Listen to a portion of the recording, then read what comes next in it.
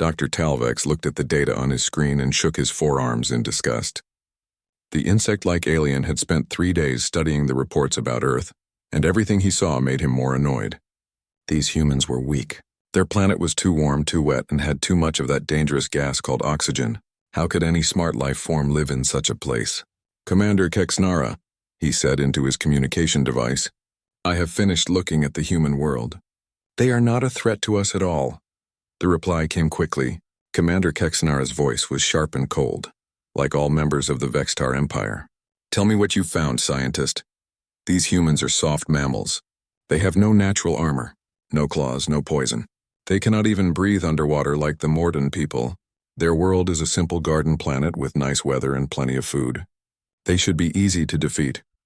Dr. Talvex did not know that Earth was actually listed in the Galactic database as a Class 12 death world. The database was old and had many mistakes. Most aliens never bothered to read it carefully.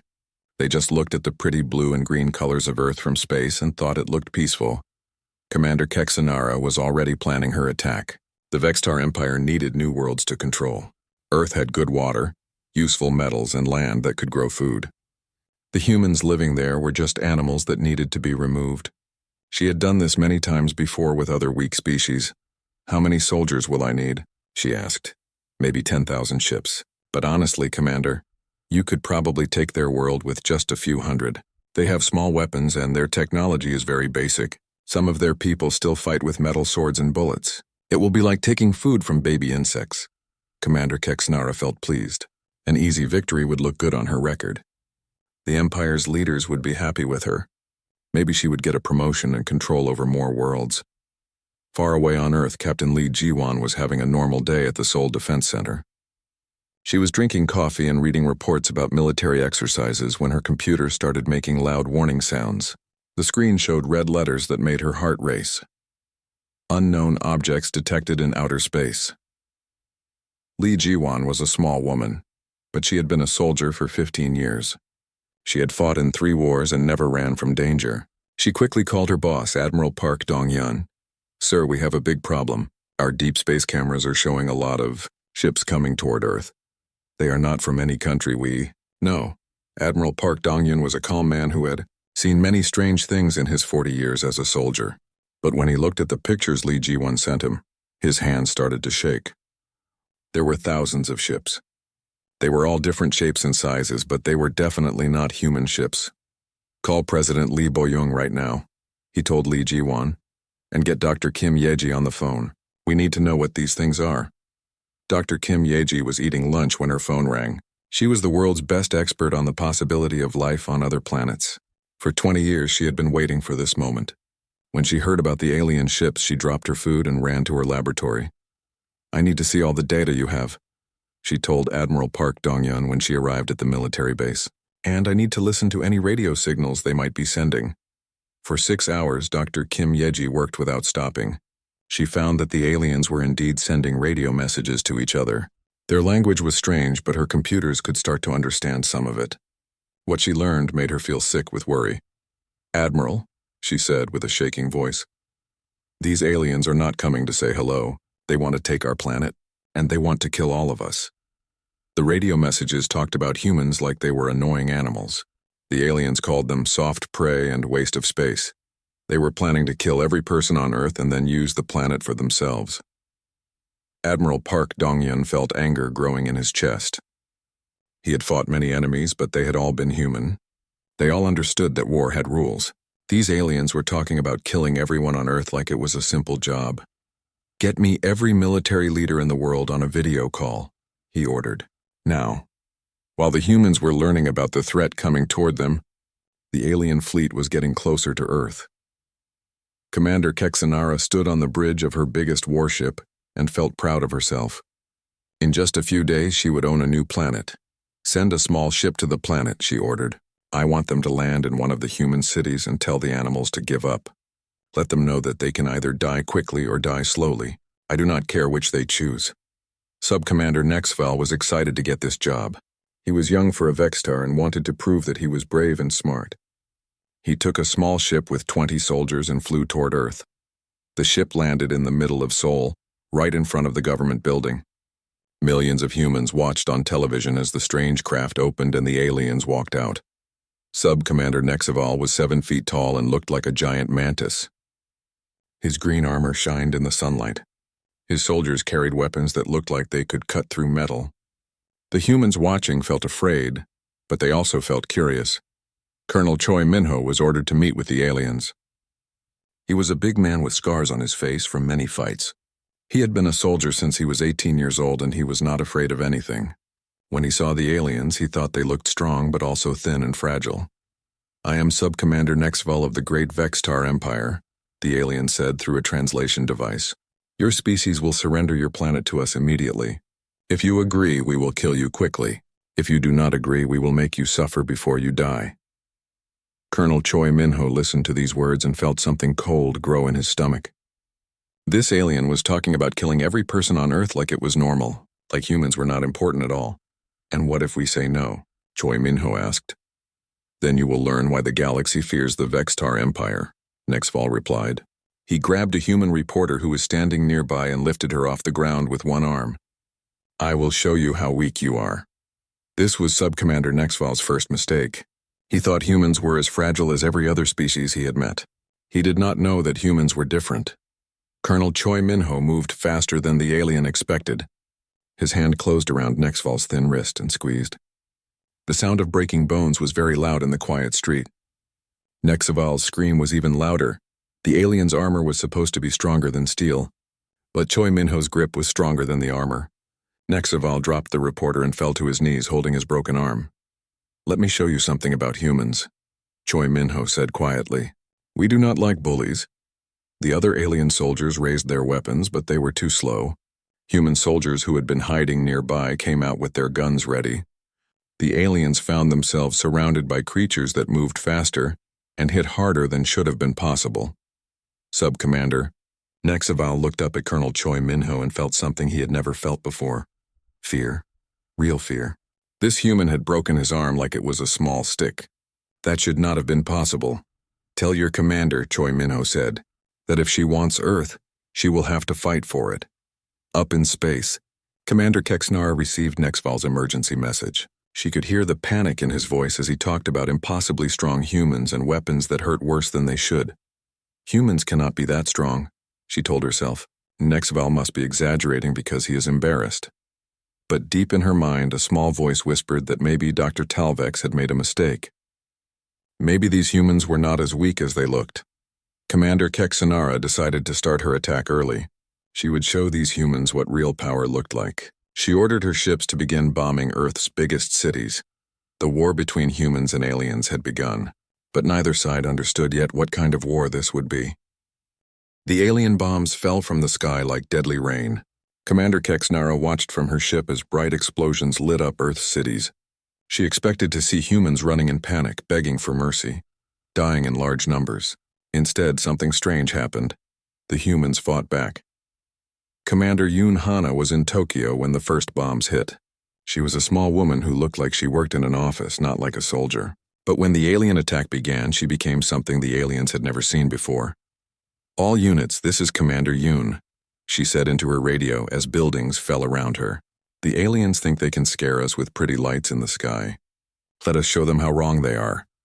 The aliens had studied human weapons and thought they understood them. Human bullets were small pieces of metal that moved fast. Human bombs made loud noises and fires. These things could hurt soft human bodies, so they should also hurt alien bodies. This was logical thinking. But the aliens did not understand that humans had been fighting each other for thousands of years. They had learned to make war in ways that would give nightmares to peaceful species. Commander Yoon Hana led her soldiers through the burning streets of Tokyo. The air was full of smoke and dust that made it hard to breathe. The ground shook from explosions.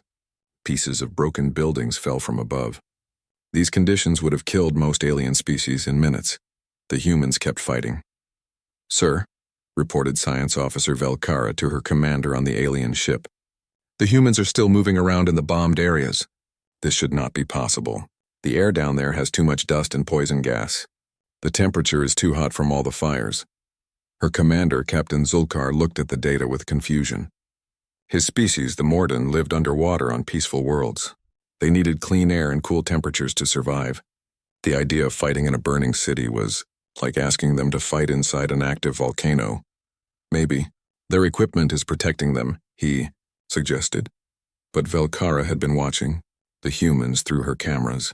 Many of them had no special equipment at all. They were breathing the poisonous air with just their lungs. They were walking through heat that should have cooked their soft skin. Some of them were even bleeding from wounds but still fighting. Captain, I think we need to study these humans more carefully. They are not acting like the other species we have conquered. Down on Earth, Major Kang Seojin was learning interesting things about the aliens. He had captured 3 Vextar soldiers who had landed near Seoul. When he tried to put them in a normal human prison cell, something unexpected happened. The aliens could barely stand up. Doctor, come look at this. Kang Seojin called to Dr. Shin Ji-young, who was the medical expert taking care of alien prisoners. I think something is wrong with them. Dr. Shin Ji-young was a kind woman who had spent her life helping wounded soldiers. She always tried to help anyone who was hurt, even enemies. But when she examined the alien prisoners, she discovered something that made her feel cold inside. Major, these aliens are dying, and we are not even hurting them, she said with worry in her voice. Their bones are breaking just from walking around. Their lungs are having trouble with our air pressure. And look at this. She showed him a small cut on one alien's arm. It was tiny, the kind of wound that would heal quickly on a human. But the alien's green blood would not stop flowing. The cut was getting bigger and more infected. What did you do to hurt this one? Kang Seojin asked. Nothing. He got this cut when he brushed against a tree branch. Major, I think these aliens are much more fragile than they look. This news spread quickly through the human military. Scientists and doctors around the world began studying captured aliens and learned amazing things. The alien's armor looked strong, but it was light and thin. It was designed to protect against weapons that were much weaker than human weapons. A normal human punch could crack it. A human bite could break through it completely. The aliens' bones were hollow like bird bones to help them move in the low gravity of their homeworlds. On Earth, where gravity was almost twice as strong as their planets, their bones broke easily. Most shocking of all, the aliens had never developed strong immune systems. Their worlds were clean and safe with no dangerous germs. But Earth was full of bacteria and viruses that had been fighting each other for millions of years. To the aliens, humans were like walking disease factories. Lieutenant Jang Minseo discovered this by accident. She was guarding alien prisoners when one of them got sick after drinking Earth water. The alien became very ill from germs that would not even bother a human baby. These aliens have been living in a bubble, she reported to her commander. They have never had to deal with the things that make us strong. But the most frightening discovery came when the aliens tried to use biological weapons against humans the Vextar Empire had conquered many worlds by releasing deadly viruses that killed entire species. Commander Kexnara decided to use the same strategy against Earth.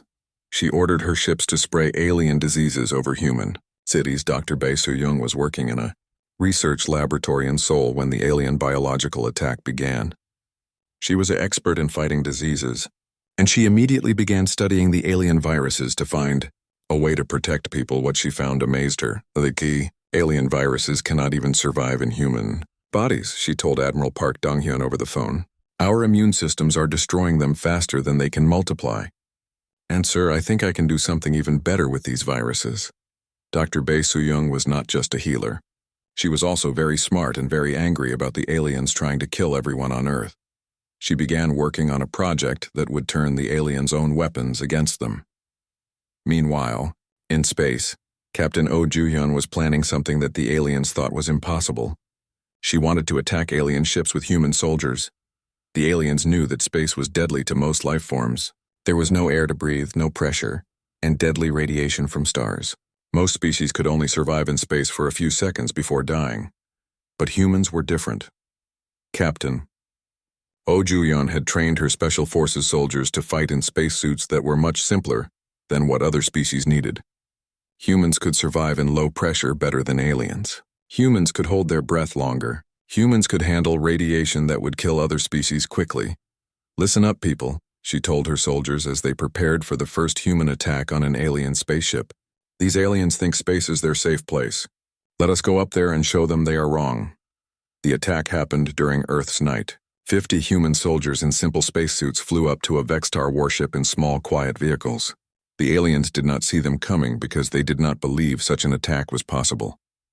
Captain Oh Joo-hyun and her soldiers cut through the ship's metal walls with human tools and climbed inside. The aliens inside the ship had no idea how to fight enemies who could work in conditions that would kill most civilized species. The battle inside the ship was quick and brutal. The aliens were wearing their normal armor and breathing their normal air. The humans were wearing thick spacesuits and carrying weapons designed for war. When the fighting was over, the humans had captured their first alien warship. But the most important discovery came when the humans found the alien computer system. "Captain, you need to see this," called Sergeant Lim Dabin as she looked at the alien data files. "These files are about other species the aliens have fought. What the humans found in the alien computers made them understand the true horror of what they were fighting. The Galactic Council had not just conquered other worlds. They had completely destroyed entire species. Billions of intelligent beings had been killed simply because the aliens wanted their planets. The files showed pictures of dead worlds where cities once stood. They showed the last messages from dying species who begged for mercy that never came. They showed that humans were just the latest species marked for extinction. Captain Oh Joo-hyun felt something cold and angry grow in her heart as she read these files. The aliens were not just trying to take Earth. They were trying to wipe out every trace that humans had ever existed. "Send this information to Earth immediately," she ordered. "Everyone needs to know what we are really fighting against." When the news reached Earth, the human response surprised the aliens watching from their ships. Instead of becoming more afraid, humans became more determined to fight. Admiral Park Dong-hyun called a meeting of all human military leaders. "These aliens have killed entire species," he told them. "They think we are just another weak race they can easily destroy.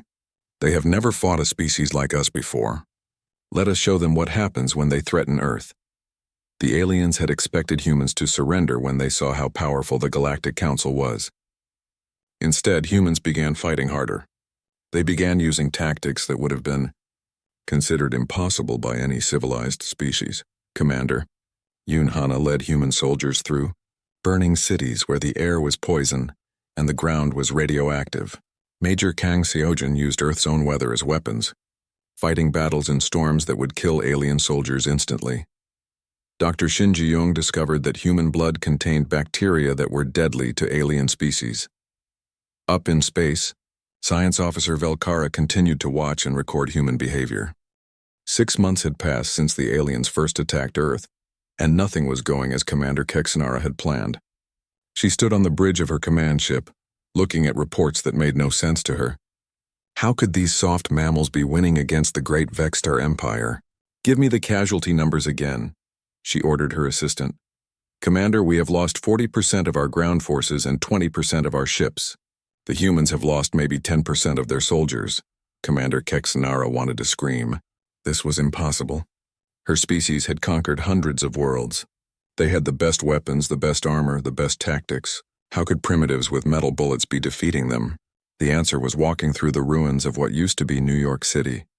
General Nam Tae-hyung moved quietly between the broken buildings, leading a group of human soldiers through territory that should have been impossible to survive in.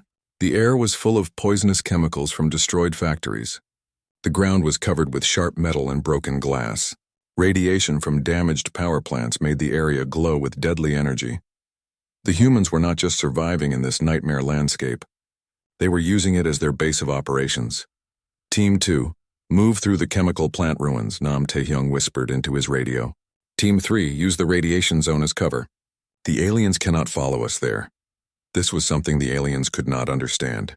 On their homeworlds, dangerous areas were avoided. Poison was poison. Radiation was radiation. No intelligent being would willingly go into such places. But humans had evolved on a world where danger was everywhere. They had learned to survive in deserts that could kill with heat, in frozen lands that could kill with cold, in deep oceans that could kill with pressure, and in high mountains that could kill with thin air. To humans, a ruined city full of hazards was just another place to live and fight. Dr. Bae Soo-young had been working day and night in her hidden laboratory. The alien biological weapons that were supposed to kill all humans had become her raw materials for something much worse. "Admiral Park," she said into her secure communication device, "I have good news and better news. Tell me the good news first." Admiral Park Dong-hyun replied from his command center deep underground. The good news is that human immune systems are so much stronger than alien immune systems that their diseases cannot hurt us at all. Our bodies destroy their viruses faster than they can multiply. And the better news? Dr. Bae Soo-young smiled, but it was not a kind smile. The better news is that I have figured out how to make their own biological weapons deadly to them. I can turn every alien virus they have into a weapon that targets their species specifically. This was when the aliens began to understand that they were not fighting a normal war. They were fighting a species that could take any weapon used against them and turn it into something worse. The psychological warfare had begun by accident, but humans quickly learned to use it as a tool. Sergeant Lim Dabin was guarding captured alien prisoners when she noticed something interesting. The aliens became very quiet and still whenever they saw humans eating. At first she thought they were just being polite. Then she realized they were terrified. "Why do you stop talking when we eat?" she asked one of the Vextar prisoners through a translation device. The alien's 4 eyes looked at her with what could only be described as horror. You eat meat. From animals that were once alive. This is what predators do." Sergeant Lim Dabin was confused. "What do you eat?" "Plants, fruits, things that grow from the ground. No civilized species kills other living things for food." This conversation was recorded and sent to human command. Soon, every human soldier knew that the aliens were terrified of the fact that humans were natural predators. So the humans began to use this fear. Commander Ryu Ha-young started broadcasting videos of human soldiers eating meat during battles. The recordings showed humans calmly eating food that came from dead animals, while explosions happened around them. To the aliens watching, it looked like demons eating their victims in the middle of hell. "Psychological warfare," she explained to her staff. "They are afraid of us because we are something they have never seen before. Let us give them more reasons to be afraid." The aliens' fear was not unreasonable. Humans were indeed something they had never encountered. Captain An Ji-woo proved this when she led a mission to capture an alien research station on Earth's moon. The moon had no air, no heat, and deadly radiation from space. The aliens thought it was a perfect place for a secret base because no life form could survive there long enough to attack it. Captain An Ji-woo and her soldiers flew to the moon in simple spacecraft, wearing basic spacesuits that would have been useless to any other species. When they landed, they found that the alien base was not even heavily defended. The aliens had never imagined that enemies could reach them in such a deadly place. The battle was over in 2 hours. The aliens had been so confident in the protection of the hostile environment that they had only brought scientists and a few guards. They surrendered immediately when human soldiers began cutting through their base walls with simple tools. "How is this possible?" asked the lead alien scientist as Captain An Ji-woo took him prisoner. "This moon is a death trap. How can you function here?" Captain An Ji-woo looked at him through her helmet and realized that to this alien, she looked like a monster that could survive in the vacuum of space. "We are human," she said simply. "This is what we do."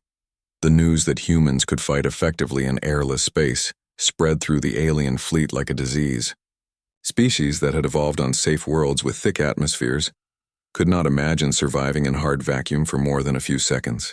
The idea that humans could work and fight in space for hours was like learning that they could breathe fire or walk through solid walls. But the most terrifying discovery came when Dr. Yang Yoonji finished her study of alien psychology. Dr. Yang Yoonji was an expert in understanding how different minds worked. She had been studying captured aliens for months, trying to figure out why they acted the way they did. What she found changed everything humans thought they knew about the galactic community. "Admiral," she said to Admiral Park Dong-yeon in her most serious voice, "we need to talk privately, in a secure room deep underground." Dr. Yang Yoonji explained what she had learned. The aliens are not evil like we thought. They are something worse. They are completely unable to understand that other species have value. "What do you mean?" asked Admiral Park Dong-yeon. "Every species in this galactic council evolved on worlds that were safe and easy to live on. They never had to deal with predators or harsh weather or dangerous diseases. They have never learned to respect anything that can hurt them. To them, any species that cannot defeat them in battle is not really intelligent. They kill entire civilizations the same way humans would remove insects from a garden." This was a chilling revelation. The aliens were not conquering Earth because they were cruel. They were doing it because they literally could not understand that humans were people who deserved to live. "But here is the important part," Dr. Yang Yoonji continued. "They are starting to understand that we are different. The reports I have seen from their scientists show that they are beginning to realize humans are not like the other species they have conquered, Colonel. Moon Ji-hoon was proving this point on a captured, alien world called Kethvar. The planet had been home to a species called the Keth, until the Galactic Council decided their world had valuable minerals. The Keth had been extinct for 10 years, but Colonel Moon Ji-hoon had found something the aliens missed. Some of the Keth had survived by hiding underground. "Do not be afraid," he told the terrified survivors through a translation device. "We are humans from Earth. We are here to fight the ones who destroyed your cities." The surviving Keth were strange-looking creatures with 4 legs and soft fur. They had been living in caves, eating insects and roots, slowly dying out because they could not rebuild their civilization alone. "Why do you help us?" asked their leader, an old female named Vexthai. "You gain nothing from this." This was a question that confused many aliens. Colonel Moon Ji-hoon thought about how to explain it. "Because it is wrong to kill people just to take their land," he said finally, "and because we know what it feels like to be attacked by bullies." Colonel Moon Ji-hoon and his soldiers began teaching the Keth how to fight back against their conquerors. They showed them how to make simple weapons, how to hide effectively, and how to attack alien supply lines. But most importantly, they gave the Keth hope. Word spread through secret networks of surviving species throughout the galaxy. The humans were not just defending their own world. They were actively helping other species fight back against the Galactic Council. This terrified the alien leaders more than anything else that had happened. Commander Seo Yunho had captured the alien scientist who had been studying humans most carefully. Science Officer Velkara was now a prisoner on a human ship, and the conversations between them revealed just how much the aliens' understanding was changing. "Your species is impossible," Velkara told Commander Seo Yunho during one of their talks. "According to everything we know about biology and evolution, you should not exist." "What do you mean?" asked Seo Yunho. 1 year after the first alien ship had landed in Seoul, Fleet Admiral Song Min-jae stood on the bridge of humanity's newest warship. The ship was built from captured alien technology, but it had been redesigned by human engineers who understood that war was not a polite game with rules. "Admiral," reported Captain An Ji-woo from the navigation station, "we are approaching the Vextar mining facility on Proxima 7. They have 12 ships guarding it." "Only 12? Song Min-ji smiled coldly. "They are starting to learn that big fleets do not help them against us." This was true. The aliens had discovered that their advantage in numbers meant nothing when humans could fight in conditions that killed alien soldiers instantly. Human ships could operate in radiation fields that fried alien electronics. Human soldiers could board enemy vessels through hull, breaches that would suck alien crews into space. But Emperor Zekthal was not ready to admit defeat to mere mammals. From his palace on the Vextar homeworld, he made a decision that would haunt the galaxy. "Activate the planet killer weapon," he ordered his military council. "If we cannot have the human world, then no one will have it." The planet killer was the Galactic Council's most terrible weapon. It was a massive ship that could destroy entire worlds by causing their stars to explode.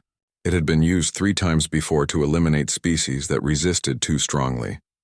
When human intelligence networks detected the planet killer moving toward Earth, every military leader in the solar system knew they were facing the end of everything. "How long do we have?" asked President Lee Bo-young during an emergency meeting.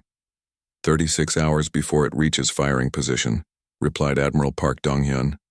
"The weapon needs to get close to our sun to make it explode." The room fell silent. Everyone understood what this meant. If the planet killer succeeded, it would not just destroy Earth. It would destroy the entire solar system and everyone in it. "Do we have any way to stop it?" asked President Lee Bo-young. "Maybe," said Captain An Ji-woo, who had been studying the captured alien data about the weapon. "But it would require someone to get inside the weapon while it is charging. The radiation levels inside that ship would kill any known life form in minutes." Admiral Park Dong-hyun looked at her carefully. "Any known life form?" "Except humans," Captain An Ji-woo said quietly. "Humans might be able to survive inside the weapon long enough to sabotage it. But we would be talking about radiation levels that would cook most aliens instantly. Even for humans, it would probably be a suicide mission." Captain An Ji-woo volunteered immediately, along with 50 other human soldiers. They knew they were probably going to die, but the alternative was the death of their entire species. The mission launched 18 hours later. Captain An Ji-woo and her team used a small, fast ship to approach the planet killer from its blind spot. As they got closer, their radiation detectors began screaming warnings. "Team, we are now in radiation levels that would kill any alien crew," reported An Ji-woo. "Our suits should protect us for maybe 2 hours. After that, we will start getting sick." "Understood, Captain," replied Sergeant Kim Do-young. "Let us make those 2 hours count." They cut through the planet killer's hull using human tools designed for working in hostile environments. Inside the ship, they found something that amazed them. The weapon was automated. There were no alien crew members at all. "Of course," muttered Private Lee Hansel as they moved through the empty corridors. "The aliens built a weapon so deadly that even they cannot survive being near it." The radiation inside the ship was so intense that their equipment was starting to fail. But the humans kept working. They had trained for this kind of environment on Earth. In the ruins of damaged nuclear power plants and the aftermath of radioactive disasters, Captain An Ji-woo found the weapons control center and began the delicate work of sabotaging the systems that would destroy Earth's sun. Her hand shook from radiation sickness, but she continued working. "Captain," called Sergeant Kim Do-young from another part of the ship, "I found something you need to see." In the weapons computer system, they discovered files that showed the location of every planet-killer weapon in the Galactic Council's fleet. There were 7 of them, and they had been used to destroy dozens of worlds. "Download everything," ordered Captain An Ji-woo. "If we survive this, humanity needs to know where these weapons are." They completed their mission with 10 minutes to spare before the radiation would have killed them. The planet-killer weapon shut down safely, drifting powerless in space. Earth was saved. But the information they had stolen would change the entire war. Dr. Yang Yunji was studying the captured data when she made a discovery that shocked everyone. The Galactic Council had not just conquered worlds for resources. They had been systematically destroying any species that showed signs of becoming too advanced. "They are not just conquerors," she told the emergency council meeting. "They are gardeners. They keep the galaxy weak on purpose, killing any species that might threaten their control." Commander Seo Yunho was interrogating Science Officer Velkara when this news arrived. The alien scientist had been cooperating with humans because she was genuinely curious about their impossible biology. "Is this true?" he asked her. "Does your council kill species for becoming too smart?" Velkara's 4 eyes showed what looked like shame. "Yes, it is called galactic stability management. Any species that develops faster than light travel without council permission is eliminated. Any species that shows aggressive tendencies is eliminated. Any species that develops weapons beyond approved levels is eliminated." "And what about species that are naturally strong?" asked Commander Seo Yunho. "Those are eliminated immediately," Velkara replied quietly. "The Council has never encountered a species like humans before. You are physically superior to any known species. You develop technology quickly, and you are extremely aggressive. By Council standards, you should have been destroyed the moment we found you." This conversation was recorded and broadcast throughout human space. Every human who heard it understood the same thing. The aliens had not attacked Earth just for resources. They had attacked because humans were exactly the kind of species the Council was designed to eliminate. The war was not about territory. It was about the right to exist. Colonel Moon Ji-hoon was still on Kethvar, helping the survivors rebuild their civilization, when the news arrived. The Keith had been listening to human broadcasts, learning about the larger war happening around them. "So your species fights not just for yourselves," said Vexthai, the Keith leader. "You fight for all of us." "Yes," replied Colonel Moon Ji-hoon. "But we need help. The Council controls hundreds of worlds. We cannot free them all by ourselves." Word began spreading through the secret networks of enslaved species. The humans were not just another conquering race. They were liberators who respected other species' rights to exist. The rebellion began on 17 worlds simultaneously. The Keth used weapons and tactics taught by human soldiers to attack. Council supply ships, the Morval, aquatic creatures enslaved 300 years earlier, began sabotaging underwater Council facilities. The Hextar, a species of flying creatures, started attacking Council communication satellites. But the most important rebellion happened on the Council's capital world itself. Commander Ryu, Hyung led a team of human special forces soldiers on a mission that seemed impossible: infiltrate the most heavily defended planet in the galaxy and rescue political prisoners who had been scheduled for execution. The capital world, Nexus Prime, was supposed to be impregnable. It had energy shields that could stop any weapon. It had gravity generators that could crush attacking ships. It had automated defense systems that could track and destroy thousands of targets simultaneously. But it had been designed to stop conventional attacks by normal species. Commander Ryu Hyung and her soldiers did not use a conventional attack. They used a small ship to crash land on the planet's surface, then fought their way through the capital city on foot. The aliens watching this attack could not believe what they were seeing.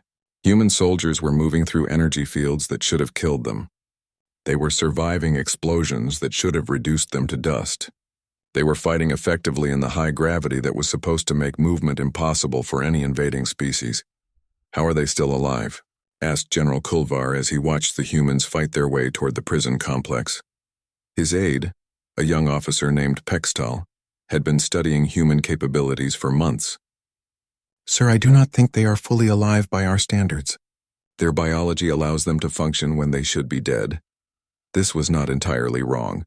The humans were indeed operating beyond what most species would consider survivable limits. They had broken bones, radiation sickness, and severe wounds, but they kept fighting because the mission was more important than their individual lives. Commander Ryu Hyung reached the prison complex and found something that made her feel sick with anger. The political prisoners were not adults. They were children from various species taken from their families as hostages to ensure their parents' cooperation. "Get them out of here," she ordered her soldiers. "All of them. I do not care how many ships we need." The rescue mission became an evacuation of over 3,000 young beings from dozens of different species. The Great Council Chamber on Nexus Prime had been the center of galactic power for over 1,000 years. No enemy had ever set foot inside its sacred halls. The Golden Walls had heard the decisions that shaped the fate of countless worlds and species. Today, those walls would hear something entirely new.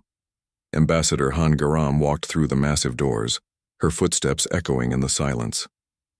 She was a small human woman who looked more like a teacher than a warrior, but the alien leaders watching her felt the same fear they would feel facing a natural disaster. Behind her walked Honor Guard Captain Jo Seung-min, a tall human male whose job was to protect the ambassador. But the aliens knew his real purpose was to show them what a human soldier looked like up close. Emperor Zekthul sat on his crystal throne, trying to maintain dignity while his world burned around him. The human fleet controlled the space around his capital planet. Human soldiers were fighting in his cities, most terrifying of all the enslaved species throughout his empire were rebelling with human support. "I am Ambassador Han Garam, of the United Earth Government," the human woman said in a calm voice that carried clearly through the enormous chamber. "I am here to accept your surrender." The words hit the assembled alien leaders like physical blows. Emperor Zekthul felt his pride fighting with his fear. His empire had ruled the galaxy for centuries. The idea of surrendering to mammals from a primitive planet was almost impossible to accept. "You cannot expect the great Vextar Empire to surrender to your small species," he said, trying to sound strong and confident. Ambassador Han Garam looked at him with eyes that had seen too much death and suffering. "Your empire has 48 hours to surrender unconditionally. If you refuse, we will continue liberating your enslaved worlds until your empire no longer exists." "And if we agree to your terms?" asked General Kex Nara, the military commander who had started this war by attacking Earth. "Then you will face trial for crimes against sapient species. The evidence of your genocides will be presented to a jury of representatives from every species you have harmed. They will decide your fate." This was when Emperor Zekthul made his final mistake. His pride would not let him surrender to creatures he still thought of as animals. "I challenge your species to single combat," he declared, standing up from his throne. "By the ancient laws of the Vextar, if you defeat our greatest warrior in honorable battle, we will accept your terms." The alien leaders murmured among themselves. This was an old tradition that had not been used for hundreds of years.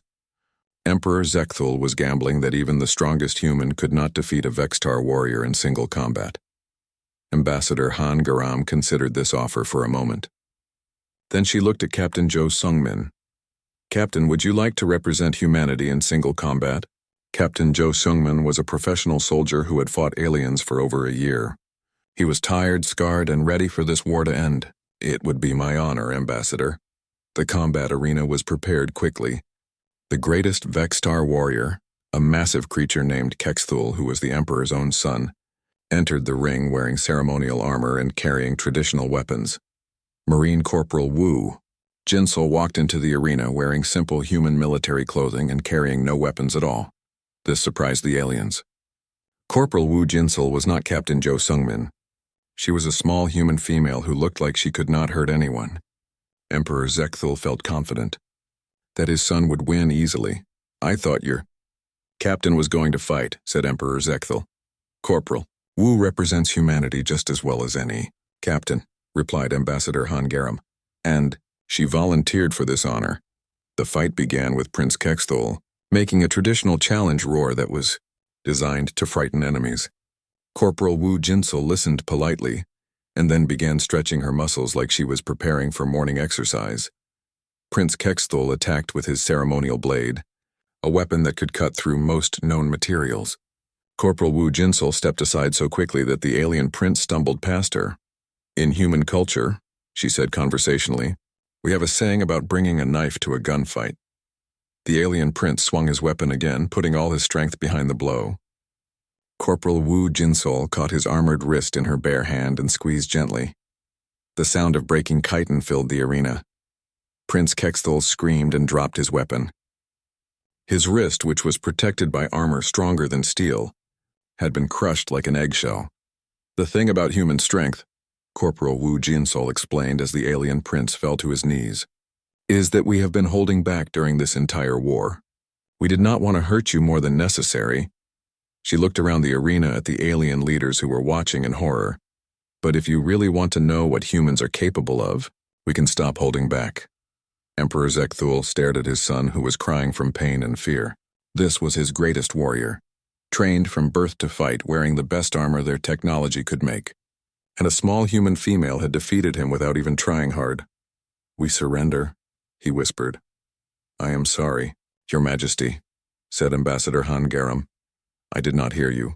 Clearly, Emperor Zekthul stood up from his throne and spoke in a voice that carried throughout the chamber and was broadcast across the galaxy. The Vextar Empire surrenders unconditionally to the humans of Earth and their allies. The words that followed changed the galaxy forever. Admiral Park Dong-hyun stood before the assembled representatives of hundreds of species in what had once been the Galactic Council chambers. The building had been renamed the Interstellar Assembly, and its purpose was completely different. The Galactic Council is dissolved, he announced. In its place, we establish the Galactic Federation of Free Species. Every intelligent species will have equal representation. Every world will govern itself. No species will have the right to enslave or exterminate another. The trials of the former council leaders took 6 months. The evidence presented was overwhelming. Records of genocides, plans for future exterminations, documentation of systematic oppression spanning thousands of years. Dr. Kim Yeji, who had become the Federation's first Chief Justice, read the verdicts to a galaxy that was finally learning the truth about its former rulers. Emperor Zekthul of the former Vextar Empire, you are guilty of genocide against 47 species. You are guilty of enslaving over 300 species. You are guilty of crimes against sapient life on a scale never before seen in galactic history. The punishment was not death. Humans had decided that execution would make them no better than the tyrants they had defeated. Instead, the former leaders would spend the rest of their lives in prison, thinking about what they had done. But the most important change was not in the punishment of criminals. It was in the establishment of the new galactic order. Captain Lee Ji-won, now Admiral Lee Ji-won, stood on the bridge of humanity's flagship as it patrolled the space lanes between Earth and the former Council worlds. Her job was no longer to fight wars, but to keep the peace. Admiral, reported her communications officer, we are receiving a distress call from a Mordan merchant ship. They are being attacked by pirates near the Kethvar system. Set course to intercept, ordered Admiral Lee Ji-won, and send a message to the pirates. Tell them that the Galactic Federation does not tolerate attacks on peaceful traders. This was the new reality. Human ships patrolled the galaxy not as conquerors, but as protectors. The species that had once feared humans as monsters now looked to them as guardians. Dr. Yang Yunji had established the Interstellar Psychology Institute, where researchers from many species worked together to understand how different minds functioned. Her most important discovery was that the former council species were not evil by nature. They had simply never learned to think of other species as equals. Education is the key, she explained to a gathering of Federation leaders. We must teach every species in the galaxy that intelligence comes in many forms, and that diversity makes us all stronger. The transformation was not easy. Some former council species refused to accept the new order. Some human leaders wanted to use Earth's military superiority to rule the galaxy instead of protecting it. But President Lee Boyong, who had become the Federation's first elected leader, kept humanity focused on their true purpose. We did not fight this war to become the new tyrants, she reminded the human assembly. We fought to create a galaxy where no species would have to fear extinction simply for being different. The children of the galaxy were the first to adapt to the new way of thinking. On the planet Vexcar Prime, young Vextar children learned new stories in their schools. Instead of tales about the mighty empire that once ruled the stars, they heard stories about the brave species from the Deathworld who had saved the galaxy from its own darkness. On Earth, human children learned about the many different types of intelligence that existed among the stars. They learned that being strong meant protecting those who were weaker, not destroying them. And on hundreds of worlds throughout the galaxy, children of many species played together, grew up together, and learned that the differences between species were not reasons for fear, but reasons for celebration.